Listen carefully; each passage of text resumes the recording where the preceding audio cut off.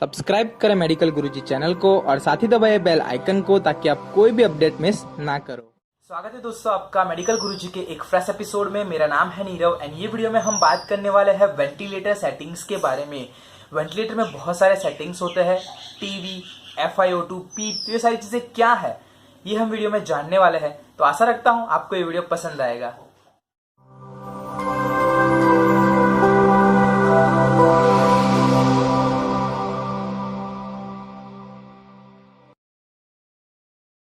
दोस्तों वेंटिलेटर में काफी सारे सेटिंग्स होते हैं, काफी सारे पैरामीटर्स होते हैं।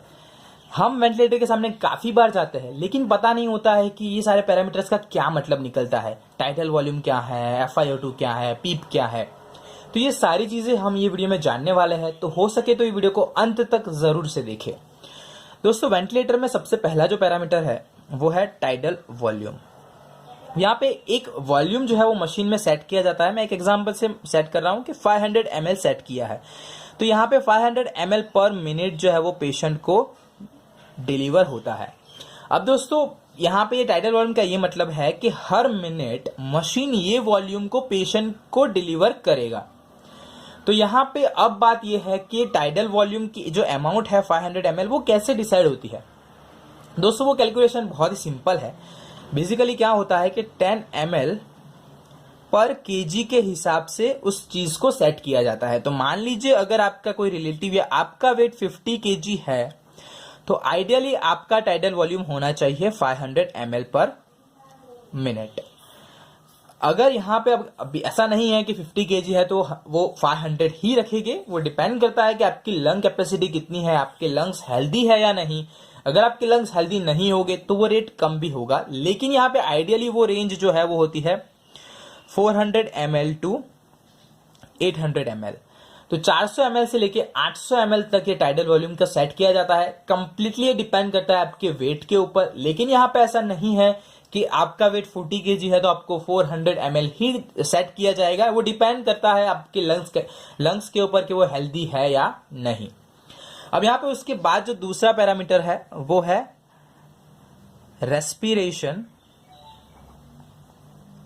रेट्स। सिंपल है कि हर मिनट मशीन आपको कितने ब्रेथ्स देगा वो यहां पे आपको सेट करने पड़ते हैं।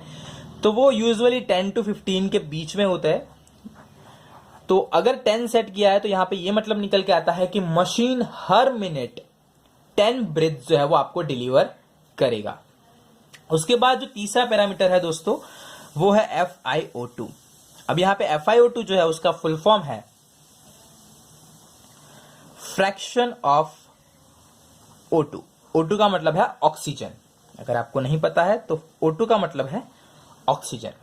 अब यहां पे दोस्तों ये FiO2 भी बहुत ही इंपॉर्टेंट पैरामीटर है। अब वेंटिलेटर जो है वो पेशेंट को 21% टू 100% ऑक्सीजन दे सकता है, 21% टू 100%। अब यहां पे आप सोचोगे कि यार 100% तो ठीक है कि उससे ज्यादा होता नहीं है, लेकिन यहां पे 21% क्यों, ये इतना ऑकवर्ड फिगर क्यों। यहां पे दोस्तों एटमॉस्फेयर का जो ऑक्सीजन लेवल होता है वो 20 to 21% होता है, इसलिए ये 21% से स्टार्ट होता है। अगर 21% है तो एटमॉस्फेयर गैस के बराबर ही हो गया एंड 100% हो गया 100% ऑक्सीजन। अब यहां पे अगर मान लीजिए आप वेंटिलेटर के सामने जाते हो और यहाँ पे FiO2 की जो वैल्यू है वो 49 है, तो उसका ये मतलब है कि पेशेंट को जो 100% गैस मिल रहा है उसमें से 49% जो है वो है ऑक्सीजन, वो है प्योर ऑक्सीजन। तो यहाँ पे FiO2 का ये मतलब निकलता है। अब यहाँ पे आप सोचोगे कि यार FiO2 की वैल्यू कैसे डिसाइड होती है। दोस्तों उसके पीछे काफी सारे रीजंस होते हैं। कंटिन्यूअसली ICU में ABGB मेजर होता है, ब्लड गैस, तो उसके हिसाब से ही ये FiO2 का सेट किया जाता है। तो यहाँ पे प्रिडिक्ट करना कि ये 50 होगा या नॉर्मल रेशियो क्या होगा वो डिफिकल्ट है। वो डिपेंड करता है पेशेंट की कंडीशन पे एंड ब्लड गैस पे। उसके बाद दोस्तों आता है पीप। अब सबसे पहले वेंटिलेटर में ये पैरामीटर सेट होता है, इसका फुल फॉर्म है पॉजिटिव एंड एक्सपायरेटरी प्रेशर। अब दोस्तों ये बहुत ही ज्यादा इंपॉर्टेंट पैरामीटर है। सिंपल एक पॉजिटिव प्रेशर होता है जब आप ब्रेथ आउट करते हो। यूजुअली ये मैकेनिकल वेंटिलेशन जो होते हैं वो आपको प्रेशर देते हैं इनहेलेशन के टाइम में, ताकि आप अच्छे से ब्रेथ ले पाओ। लेकिन यहाँ पे पीप ये एक ऐसा प्रेशर है जो जब एक्सपिरेशन चल रहा होता है उसके बाद ये पॉजिटिव एंड प्रेशर रखा जाता है, ताकि कुछ अमाउंट में गैस जो है वो लंग्स के अंदर रहे। उनका रहना बहुत ही ज्यादा जरूरी है, क्योंकि कुछ पेशेंट्स में ऐसा होता है कि लंग पूरी तरह से एक्सपांड नहीं हो पाता है। तो अगर कुछ अमाउंट में वॉल्यूम वहां पे है तो वहां पे जब दूसरा ब्रेथ आएगा तो वो लंग्स प्रॉपरली एक्सपांड हो पाएंगे। तो ये पिप जो है वो बहुत ही ज्यादा इंपॉर्टेंट है। नॉर्मली इसकी वैल्यू 3 to 5 cmH2 होती है, लेकिन अगेन वो डिपेंड करता है कि पेशेंट की कंडीशन क्या है। अब उसके बाद दोस्तों आता है आई। ये आई का ये मतलब है इंस्पिरेशन एक्सपीरेशन रेशियो। अब इसका क्या मतलब है, इंस्पिरेशन एक्सपीरेशन रेशियो क्या है? अब यहां पे मोस्टली हर एक पेशेंट में ये रेशियो रहता है 1:2। लेकिन यहां पे बात यह है कि ये 1:2 का मतलब क्या है। तो यहां पे एक सिंपल एग्जांपल से आपको मैं समझाऊंगा। यहां पे जो एफ है, मान लीजिए एफ, ये पेशेंट हम जो एग्जांपल ले रहे हैं उसमें 10 है। तो यहां पे 10 ब्रेथ्स 60 सेकंड्स में डिलीवर मशीन को करने हैं। तो एक ब्रेथ डिलीवर करने के लिए मशीन को रिक्वायर जो टाइम होगा वो होगा 6 सेकंड्स। अब यहां पे आपका रेशियो है 1:2। एक ब्रेथ के लिए मशीन जो टाइम लेगा वो है 6 सेकंड्स। तो अब यहां पे ये रेशियो के हिसाब से 2:4 हो जाएगा। उसका ये मतलब है कि इंस्पिरेशन, मैक्सिमम इंस्पिरेशन के लिए मशीन लेगा 2 सेकंड्स का time, inspiration time, and expiration जो टाइम होगा उसके लिए मशीन लेगा 4 सेकंड्स का टाइम। तो यहाँ पे ये 2 + 4 होके 6 सेकंड्स हो गए। तो 6 सेकंड्स की एक साइकिल खत्म हो जाएगी। ऐसे ही 10 साइकिल्स जो है वो 1 मिनट के अंदर खत्म होगी।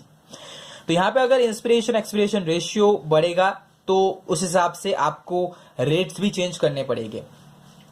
तो ये सारी बात हो गई आई रेशियो के बारे में। अब हम बात करेंगे आरवी के बारे में। अब यहां पे आरवी का फुल फॉर्म है रेसिड्यूअल वॉल्यूम।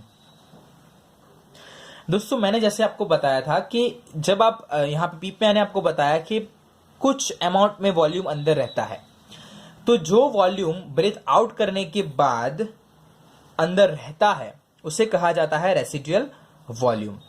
मान लीजिए ये आपके लंग्स थे इनिशियल कंडीशन में, जब आप ब्रेथ कभी लिया ही नहीं आपने, फिर उसके बाद मान लीजिए ये एक्सपांड होके इस तरह से हो गए।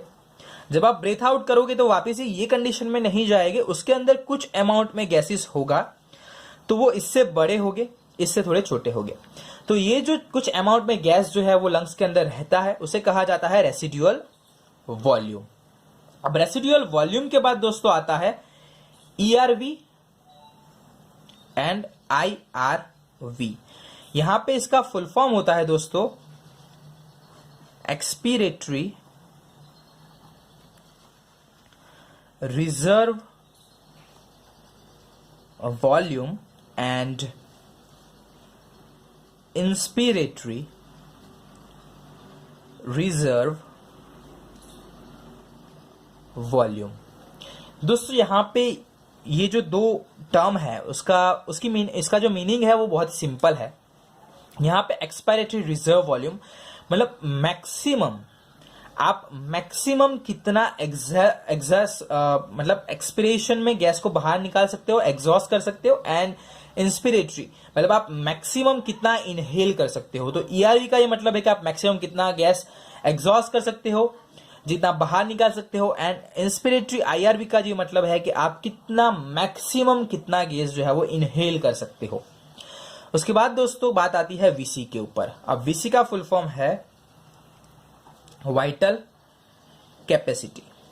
अब दोस्तों जब आप बहुत ही डीपेस्ट ब्रेथ लेते हो, बहुत ही डीपेस्ट इनहेलेशन करते हो, उसके बाद आप जितना एग्जॉस्ट करते हो, जितना आप ब्रेथ आउट करते हो, उसे कहा जाता है वाइटल कैपेसिटी।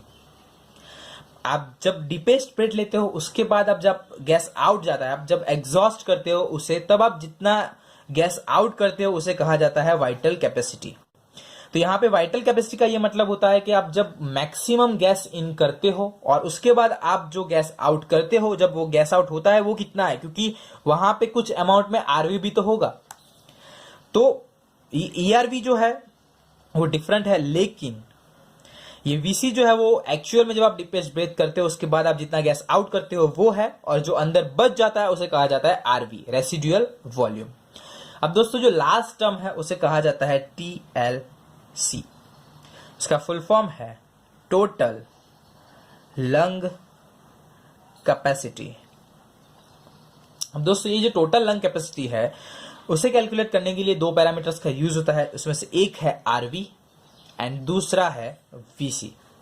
तो टोटल लंग कैपेसिटी जो है वो सम है आरवी प्लस वीसी का। एक सिंपल ही एग्जांपल से आपको मैं समझाऊंगा। आपने जब ब्रेथ इन किया, ब्रेथ आउट किया, मैंने आपको बताया था कुछ अमाउंट में गैस जो है वो अंदर रह जाता है। मान लीजिए कि ये मैं जो आप ड्रॉ करके आपको दिखा रहा हूं वो है आरवी, रेसिडुअल वॉल्यूम, जो बच गया है अंदर, एंड जो बाहर निकल गया है वो है वीसी। तो आपने जो बाहर निकाला प्लस जो अंदर था, अगर आप दोनों का सम करोगे तो आपको मिलेगा टीएलसी, टोटल लंग कैपेसिटी। तो टोटल लंग कैपेसिटी जो है दोस्तों वो है सम ऑफ आरवी एंड वीसी। तो यहां पे दोस्तों ये सारे जो पैरामीटर्स है वो वेंटिलेटर में आपको देखने को मिलेंगे। मैंने आपको बताया था यूजुअली हम वेंटिलेटर के सामने जाते हैं, काफी सारे पेशेंट्स, काफी सारे रिलेटिव्स रहते हैं, हम उनको देखने के लिए जाते हैं। हम अंदर जाते हैं, वेंटिलेटर के सामने देखते हैं, लेकिन हमें पता नहीं चलता है कि ये टाइडल वॉल्यूम क्या है, रेस्पिरेशन रेट क्या है, आई रेशियो क्या है, FiO2 क्या है। तो दोस्तों मेरा ये मोटिव था कि अगर आप अब वेंटिलेटर के सामने जाओगे तो आपको पता होना चाहिए कि हाँ ये टाइडल वॉल्यूम है, तो उसका ये मतलब निकलता है। अगर 500 सेट किया है तो आप कैलकुलेट कर सकते हो कि एवरेज वेट 50 kg है, तो इसलिए वो 500 ml सेट किया हुआ है। तो अगली बार जब आप वेंटिलेटर को देखोगे तो आप उसके पैरामीटर्स को भी समझ पाओगे। तो आशा रखता हूं मेरा ये वीडियो बनाने का मोटिव जो है वो आपको क्लियर हुआ है, आपको पता चला है कि वेंटिलेटर सेटिंग्स क्या है, उसके पैरामीटर्स क्या है, उसका मतलब क्या होता है, और उसके पीछे बेसिक कॉन्सेप्ट जो है वो क्या है।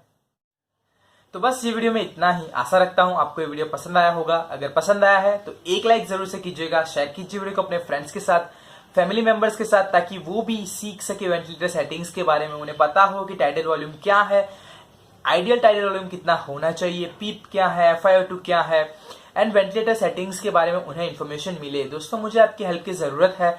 शेयर कीजिए वीडियो को ज्यादा से ज्यादा लोगों तक, व्हाट्सएप पे, फेसबुक पे, इंस्टाग्राम पे, सारे सोशल मीडिया नेटवर्क्स पे, ताकि ये वीडियो ज्यादा से ज्यादा लोगों तक पहुंचे, अवेयरनेस आए, लोग समझ पाए वेंटिलेटर सेटिंग्स के बारे में। अगर दोस्तों आपको ऐसे वीडियोस देखने हैं तो सब्सक्राइब कीजिए मेरी चैनल को और साथ ही दबाइए बेल आइकन को, ताकि आप आने वाले कोई भी वीडियो की नोटिफिकेशन मिस ना करो, सबसे पहले आपको नोटिफिकेशन मिले। तो दोस्तों बेल आइकन को जरूर से दबाइए। अगर आपके माइंड में कोई भी क्वेश्चन है तो कमेंट सेक्शन आपके लिए है, मैं वहां पे आपसे बात करूंगा। जल्दी ही ऐसे फ्रेश कंटेंट के साथ आपसे मुलाकात होगी। तब तक के लिए जय हिंद, वंदे मातरम।